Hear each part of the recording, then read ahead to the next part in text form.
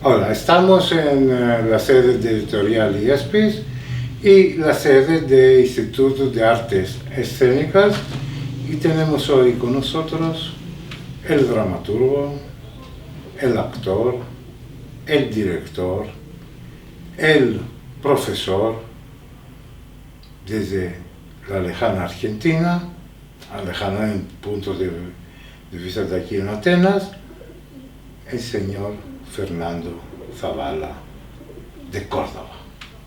Así es. Pues y vamos a hablar un poco sobre su teatro y su apariencia en este medio, es decir, el teatro. ¿Cómo inició todo? ¿Cómo va, Estil? Un gusto, placer. Bienvenido. Muchas gracias, muchas gracias. Bueno, hace bastante tiempo, cuando yo empecé a frecuentar en mi ciudad un taller municipal, ahí encontré en un taller mi oficio de alguna manera, y también con muchos interrogantes sobre lo que era esto de ser teatro, de ser actor en ese momento, con mi primer maestro de teatro que ya falleció, que se llamó Elber Reza. Empecé con él. ¿En qué edad? Y más o menos 15 años.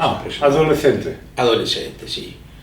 Y a los 15 años yo ya sentía que encontraba un quiebre en mi vida, en el sentido de que las artes escénicas empezaron de alguna manera, a pegarse a mí, de tal manera que después empecé a estudiar prácticamente en la universidad y a formarme con otros maestros, con otros directores, ¿no? Así que por lo tanto, ya a los 15 años empezaba a frecuentar escenarios, encuentros. Recuerdo un encuentro que se hacía en Río Cuarto, muy cerca de Río Tercero, donde yo nací, donde yo tuve mis primeros años en la actividad teatral. Y eran encuentros de dormir en las escuelas, de dormir inclusive hasta en las salas velatorias. Eran encuentros donde nosotros, con el grupo de entonces, trabajábamos en muchas obras que eran sobre todo de repertorio nacional en ese momento, pero también en algún momento empezamos a trabajar un repertorio mucho más universal, mucho más clásico. Mi primer maestro le gustaba mucho el teatro clásico. ¿Teatro clásico te refieres en...? Y el teatro clásico, que podría ser desde las obras de Shakespeare a las obras de Molière, ¿no? Inclusive los clásicos argentinos también, ¿no? Como las obras de Roberto Bar.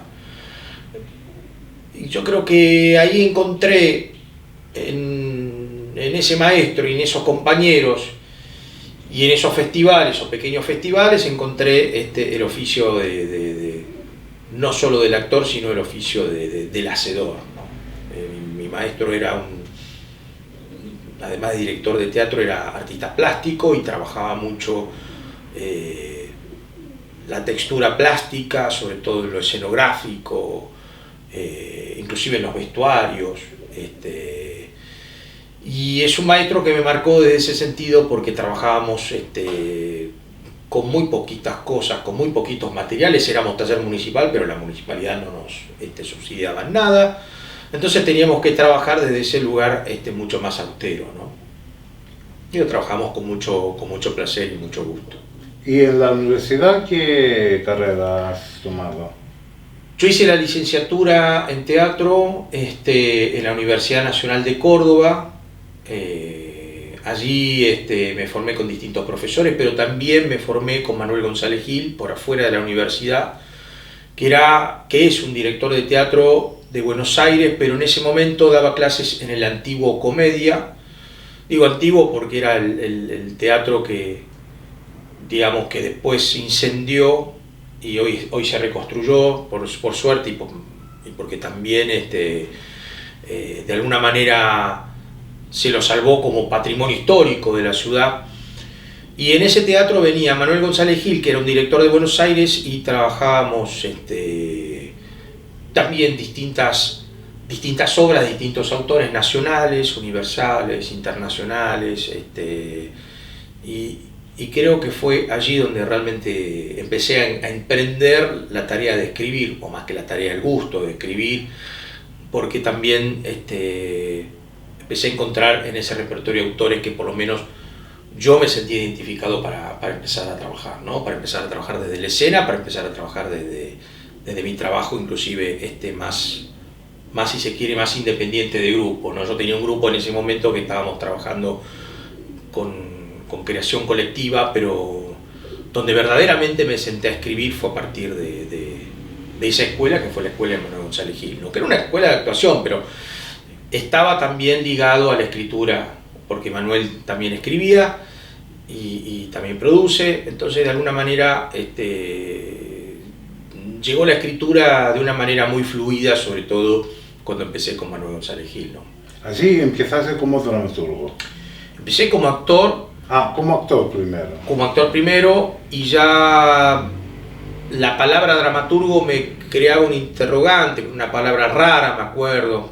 Mi primer maestro de teatro me acuerdo que me decía que era el que manejaba ciertos resortes dramáticos, o trataba de explicármelo de una manera sencilla, algo que es muy complejo, ¿no? Entender que el dramaturgo es algo más que un escritor en ese sentido, ¿no? Que uno no le está escribiendo solamente al libro, sino que le está escribiendo al escenario, le está escribiendo a los actores, ¿no? Esos actores van a decir esas palabras, y eso a mí me causaba una impresión sumamente profunda en mí, a tal punto de que yo pensaba que ya tenía 18 años, ya quería empezar a escribir teatro, ¿no? Donde termino de alguna manera por sentarme a escribir es posterior, digamos, con los años, cuando hago la escuela de Manuel González Gil, ahí empiezo a trabajar desde el campo de la escritura, ¿no? ¿Y cuál fue la primera obra? Y la primera obra que escribí fue una obra sumamente de imágenes que no, por supuesto, no está ni siquiera registrada, en el sentido de que no está registrada en material escrito, porque era una obra de creación colectiva, la hacía con un compañero de la universidad, y si no mal recuerdo se llamó,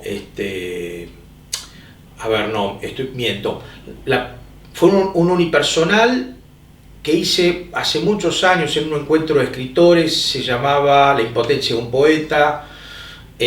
Ahí sí había creado un texto, y me acuerdo que la estrené de alguna manera, si se quiere, en Montevideo, no, en Punta del Este, en un encuentro de escritores en la casa de Páez Vilaró. Pero después, con los años, empecé a trabajar más con un compañero del ámbito universitario, y empezamos a trabajar algo que se iba a llamar como teatro de imagen, ¿no? Prácticamente no había nada de texto, y había sí mucha influencia de lo que estaba pasando en ese momento en Córdoba, ¿no? Había muchos festivales internacionales, y eso también hacía que nosotros como estudiantes, como alumnos, nos movamos en ese ámbito y también podamos rescatar cierta manera de trabajo que se venía trayendo no solamente de Europa, sino también de Asia, de América mismo. Entonces empezamos a trabajar de alguna manera en un teatro que era mucho más experimental, si se quiere, ¿no? Vale, hemos hablado de la primera obra y vamos a pasar ahora a la última obra. Bueno, la última obra es difícil, ¿no? La última obra es la que estoy haciendo en este momento en Córdoba, que vuelvo justamente ahora en noviembre, los sábados. Se llama Ignífugo, es un espectáculo que escribí en pandemia también. No había encontrado algo que realmente me sentara a escribir la obra. Sentía que tenía ciertas imágenes que no estaban todavía del todo claras, hasta que encontré algo medular, que fue un llamado telefónico, y eso hizo que me sentara a escribir la obra. Fue algo prácticamente que salió de la vida personal de un amigo, y eso rápidamente lo trasladé a la historia, y fue lo que hizo que tenga la obra que tengo ahora en cartel, ¿no? Vale, y hemos hablado del inicio, del final, y vamos a hablar de la obra que tienes mucho cariño. Se despide el campeón. ¿Ah, sí? Bueno, creo que es la obra que de alguna manera que más me costó escribir, porque creo que el personaje atraviesa, como te habrás dado cuenta, atraviesa muchos estados y las tres escenas son una obra en sí misma, muy distinta a cada una de ellas, pero que creo que me costó escribir también porque de alguna manera lo primero que empecé a bocetar no me convencía en lo más mínimo. Me acuerdo que lo dejé por 7, 8 meses hasta que apareció justamente, apareció fragmento de un discurso amoroso de Roland Barthes, y yo ya tenía una noticia una noticia insólita de un de un boxeador que velaban erguido en un pueblo de un país latinoamericano, y asocié de alguna manera esas dos texturas muy disociadas, muy diferentes entre sí, y salió la obra.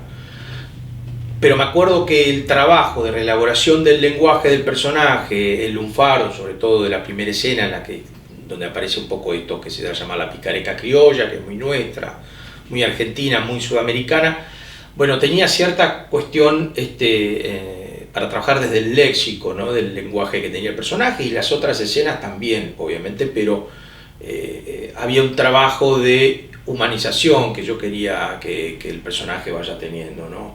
Por suerte la obra me fue guiando, ¿no? Como que es un poco el instrumento de la obra del personaje, pero esa obra me dio muchas satisfacciones en lo personal cuando la estrené, cuando hice gira, y porque también se hizo en otros países, se ha hecho también en otras provincias. Hay un proyecto muy interesante ahora para que se pueda hacer también en una ciudad importante de Argentina, así que la verdad que es una de las obras que si bien también ha sido muy arduo el trabajo de la escritura, también ha sido mucho la satisfacción que me ha dado. Vale. Ahora estás aquí por razones vinculadas al primer festival de teatro argentino en Atenas. Se presentaron 4 obras suyas, cortas, dirigidas por mí, y has ofrecido tú esa obra, que la tienes mucho cariño, se ve, en el público de Atenas. Eso es un primer contacto tuyo con Atenas, con el festival. Seguramente se van a hacer más festivales, van a venir más dramaturgos y actores, si lo ejercen esto también, y se va a hacer una traducción sobre la apariencia del teatro argentino en Grecia y en Europa. ¿Y después qué? Y después seguir trabajando, ¿no? ¿Cuáles son tus prioridades, tus planes? Porque muy bien el presente, muy bien el pasado. Vamos al futuro. Bueno, yo no soy futurólogo, pero hay siempre proyectos dando vueltas, siempre hay obras, espectáculos. Ahora también estoy empezando a pensar un espectáculo nuevo, además de Ignífugo, que ha sido estrenado hace muy poco tiempo. Pero también ya estoy pensando en un ciclo. Estoy entre obras cortas o monólogos cortos, ahí como algo que está rondándome todo el tiempo con eso. Y yo sigo dando clases de dramaturgia, como vos sabés, doy clases de dramaturgia a nivel virtual. Digamos, son grupos reducidos de dramaturgia que doy por vía online, pero también estoy viajo por el país, posiblemente empiece a viajar afuera también para dar estos seminarios. Y la verdad que muy bien, porque son lindas experiencias. Yo creo que escribir y dar clases van de la mano, son dos cosas que se terminan por unir. Yo aprendo mucho de mis alumnos, de las propuestas que son por ahí más interesantes y que son teatralistas, y trato de que siempre las lecturas sean colectivas, que no me manden trabajos individuales, sino que es un trabajo colectivo de análisis y de creación, ¿no? Así que la verdad que muy contento con eso, y por supuesto sigo vinculado a la docencia teatral en ese sentido, y también con otros proyectos que están ahí dando vuelta. Vale. Hay varios autores, dramaturgos y dramaturgas que se presentaron sus obras en los varios festivales que organicé los últimos años. Curiosamente, hay bastantes que llevaron en sus maletas ideas. Ideas que dentro de poco se realizaron en textos que me han enviado. ¿Tú has recibido esa semana que estás aquí esas cosas para iniciarte algo vinculado con tu presencia, no al teatro, y en el teatro que es actual, que es un teatro muy pesado, tiene un pasado muy pesado de buenas actuaciones, de legendarios actores y obras muy interesantes.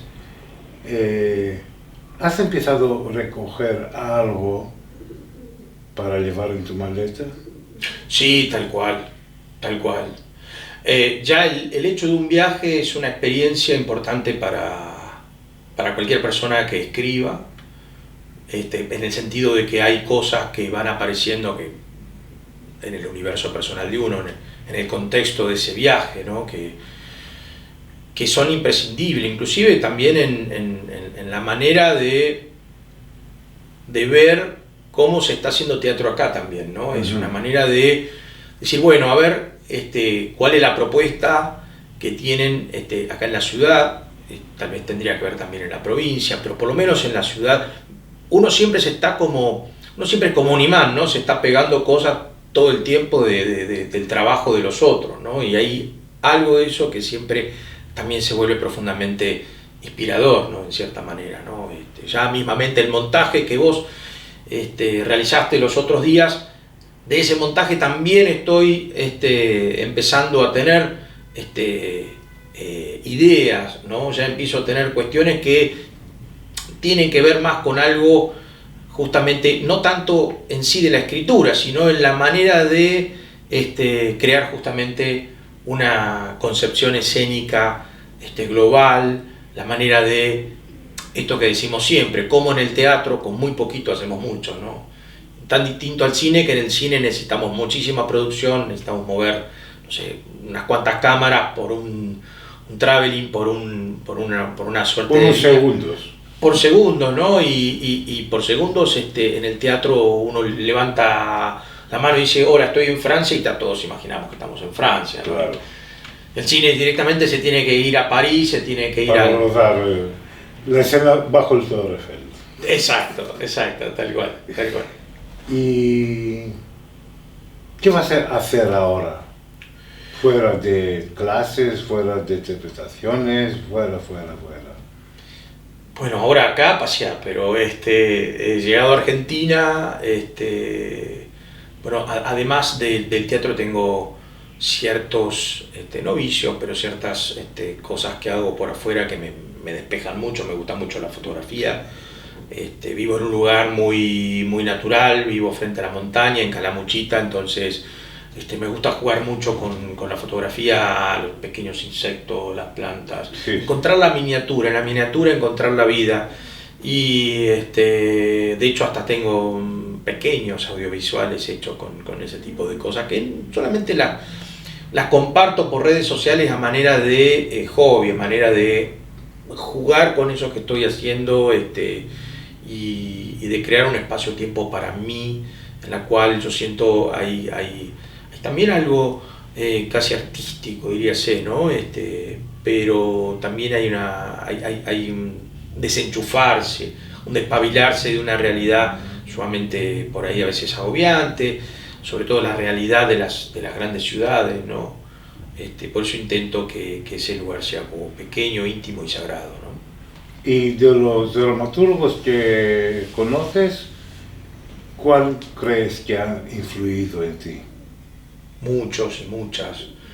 Creo que si tendría que decir es una lista inacabable, sí, pero de los que más influenciaron siempre en mí, para mí ha sido Beckett. Yo creo que Beckett ha sido el autor que más siento que es muy curioso, porque Beckett al principio, cuando lo empecé a leer y cuando fui a ver puestas de distintos elencos, no me atraía tanto, ¿no? Y después de Argentina te diría Griselda Gámbaro, me parece una autora maravillosa, la autora de La Persistencia, de Decir Sí, de La Mala Sangre, de tantas obras muy importantes para el teatro argentino, también de Mauricio Cartún, también de distintos autores, autoras que han sido siempre reveladores a la hora de encontrar en ellos una dramaturgia muy original, muy genuina y también muy de mucha personalidad, ¿no? Por supuesto que me han influenciado también cantidad de otros autores, bueno, obviamente Ionesco, ¿no? Y de los clásicos, por supuesto, ¿no? Shakespeare, Molière, ¿no? Acá mismamente me estoy llevando un Sófocles, le digo a mi esposa, me lo llevo en la valija, que es una pequeña estatua, pero que también es un autor que me gusta mucho, de los más clásicos, y que creo que también ahí está el germen de todo, ¿no? Y de donde tal vez estemos generando una serie de sucesiones que vienen de algo tan milenario, ¿no? Por supuesto que el teatro moderno es un teatro muy diferente, en un contexto muy diferente desde las nuevas tecnologías a lo que está pasando bélicamente hablando, también con las evoluciones y las involuciones que estamos teniendo. Internet también, digamos, algo que está irrumpiendo también en la vida escénica. Por lo menos uno a veces encuentra obras y piezas que tienen que ver o que están en relación con cuestiones más puramente informatizadas. Vivimos en un mundo muy informatizado y creo que eso también repercute mucho en la creación escénica de este último siglo, ¿no? Y una pregunta para finalizar esta entrevista. ¿Qué dirías a un joven que quiere entrar en este mundo mágico del teatro? Y que va a entrar a un mundo de locos.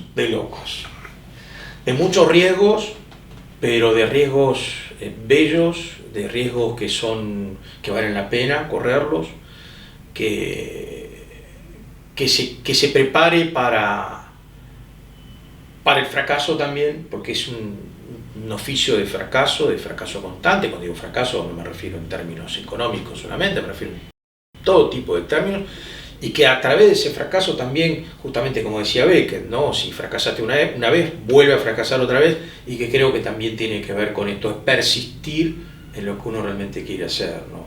Que no se deje estar, que este oficio es maravilloso, que esto no es un hobby, no merece ser un hobby esto que hacemos, es muy importante, y que creo que las actividades escénicas acá o en el mundo